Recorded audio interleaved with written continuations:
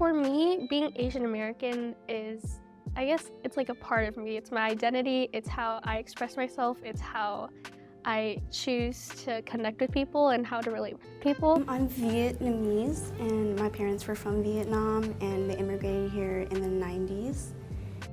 I think it's important for people to know that there's many different cultures, and that since we're all Asian, but we all have different backstories, our parents all have different backstories, and that our heritages are very different. My parents, they grew up in Cambodia. They were victims in the Vietnam War. They were in concentration camps, and from there they got sponsored to move away to Minnesota. I'm pretty blessed, pretty grateful for the opportunity to be here on Earth, and it's try to give back to my parents because they sacrificed a lot to bring me here. Well, to me, to be Asian American, I think it means to be proud, to be myself, and to just show my identity and not be embarrassed of who I am. My culture has created beliefs and my values, and has generated kind of who I am mentally, physically, emotionally, and spiritually. Hmong culture is extremely family-oriented. We're all about, like I said, keeping peace and harmony. My family is completely from Laos. We do a lot of really beautiful fashion. We have really good food, like sticky rice. We do gather around food, and I think it's best when you eat with a lot of people. Vietnamese culture is very loving, it's very supportive, and it's very inclusive, in my opinion. In the Hmong culture, the Hmong people, we work to preserve our traditions and our culture.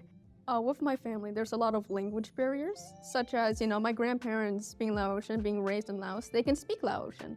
Well, I may also be Laotian. I'm born in America, right? So I speak English.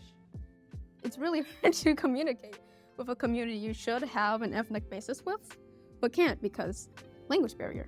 I feel like a good way to combat that, though, is having more language classes other than Chinese. Or not only Chinese. There's so many other ethnicities out there that students should be able to be free to explore. I think some challenges are definitely the ethnicity assumptions. So we kind of just, I would say most Asians would get assumed a different ethnicity than what they are from.